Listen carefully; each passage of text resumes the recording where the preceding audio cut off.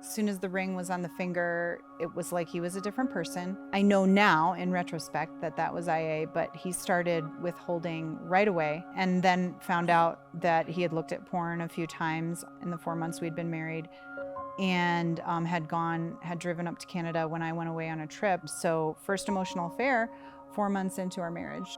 I think that I knew that there was tension in our relationship, but I was so intimacy anorexic and so addicted that I just blamed everything on you. We would have these round and round things where we would end up in counseling for a period of time. And as an addict, I was incredibly immature. I was constantly compartmentalizing, living a almost schizophrenic life of, like a double life. I mean, one life trying to manage one life at home and one life when not at home. And that was crazy. But then in addition, the intimacy anorexia piece just created constant tension. After the last sort of D-Day, Discovery Day, which was in May of 2018, I was done.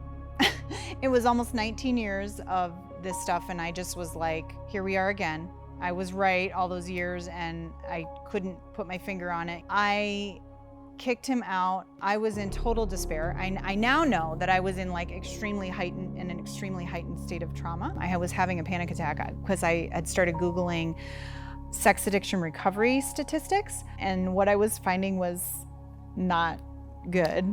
And then I came upon Heart to Heart's website, and I came upon the partner recovery stuff, and then the intimacy anorexia stuff, and it was the first time in almost 19 years someone was understanding my story, what I had been through, and that it wasn't my fault, and that my pain was valid, and that there was hope for me to heal. In the time leading up to it, following the discovery of my affair, and then the disclosure of everything that preceded it, which was a lot, I was undone. I was devastated. I slept in my car the first night. I contemplated suicide. The whole night, I kept saying to God, what's wrong with me? There's something wrong with me. I don't know what is wrong. When I found the hopeful statistics, I said, wow, okay, first of all, there's hope for me, but there actually is hope for our marriage. I'm willing to consider giving it a last try. I was a little bit deer in the headlights, I think, at first. It was a lot. There's a reason they call it an intensive, because it's intense. So a little bit like drinking from the fire hose, but in a good way.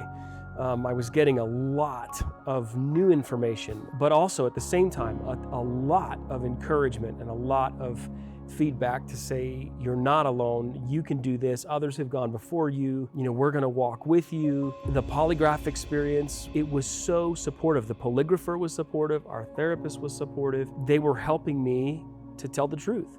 And then what that gave you was just that sense of, okay, it's everything is out. There's nothing in the closet. There's nothing hidden. And so that we could then begin the process of walking forward on a healing journey. I was really actually looking forward to someone, a man, telling my husband what he needed to hear. As Dr. Doug says, men make men.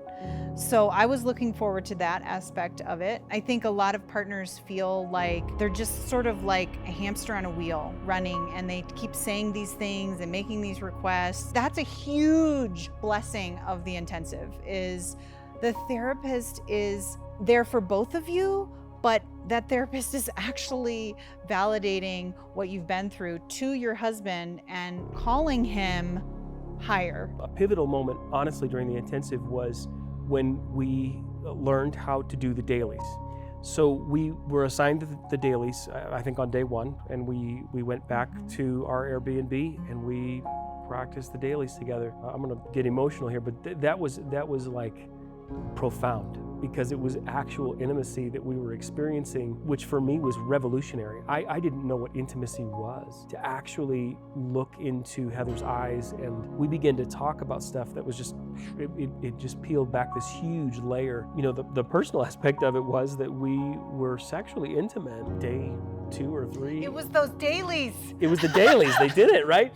I thought physically that I was broken sexually. I was experiencing total sexual dysfunction. I thought that would never, happen again, really, or at least be whole. To have the sexual intimacy reborn was pretty profound. For me, doing that first dailies time was finally, because that's what I had been asking him for, wanting to have in our relationship for our entire marriage, and so for him to move toward me was a huge deal. For me, it was incredibly hard, to be married and know that my husband didn't want me. That's, that was the message. Reconnecting sexually in a holistic way and having him move toward me emotionally, spiritually, and sexually was huge. When we got back from the intensive,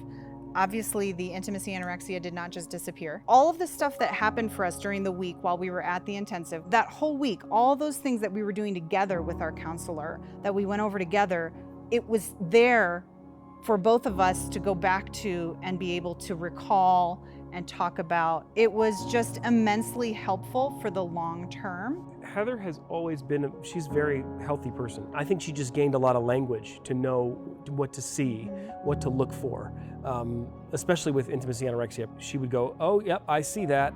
Maybe you need to go make a phone call.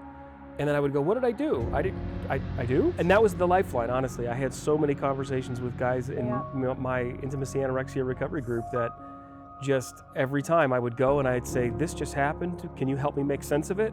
And we would talk it through, and then I would have to come back to Heather and say, I'm so sorry, I blew it. Recovery-wise, it's amazing. I've taken a very long time to work the steps, so I'm actually kind of my step 9, step 10, working with a mentor on that, which is great. And I feel like we are just so connected. This is my best friend. I love her. I love being with her. I hate leaving her when I have to go to work. It's a completely different story. Yeah, it's completely different. It's hard to it's 2 different marriages. I mean, truly. My marriage is a place of rest, fun, playfulness. It's also a place of peace now. And getting emotional. It's truly a different life now. We'll just be, I don't know, we're just doing life together. And Heather will say to me, that is so different from the way you used to respond in this situation or whatever. I'm always a little taken aback by that because it doesn't feel like it should be different. I didn't realize it was different. Oh, I didn't know that was different. And it's a little startling. That speaks a lot to me about how much, this whole process has changed our lives and my life. Even though we're in the 5th year of recovery, of course there are still hard things, but now the hard things we go to repair. It doesn't go down the horrible drainage hole of, trauma and lack of trust. We build trust. Now the hard things build trust rather than erode trust. Now he wants to be with me all the time. So it's just, I guess for me, it's all the little moments of moving toward me instead of being moved away from and being avoided and being not wanted. I feel a little bit inspired and encouraged because the opportunity just to sit here and to be able to share together about, our journey and the hope and the freedom, that we have found, and to be able to hopefully point other people to that, to say that there is hope. You're not alone. You're not the only ones who have been here. We've been there, and our journey was rough. It was bad. I was horrible. There's hope, and you're worth it. You can make it. You can get there. For both our future together to see where we can go, because this is just the beginning. I think we're still learning more, and that's really exciting. But then also for other people to spread that word of hope is huge. Book an intensive. It will save your life and your marriage. You can do it. You can do it. You can learn to love your wife, and you can start a whole new life together. It's possible.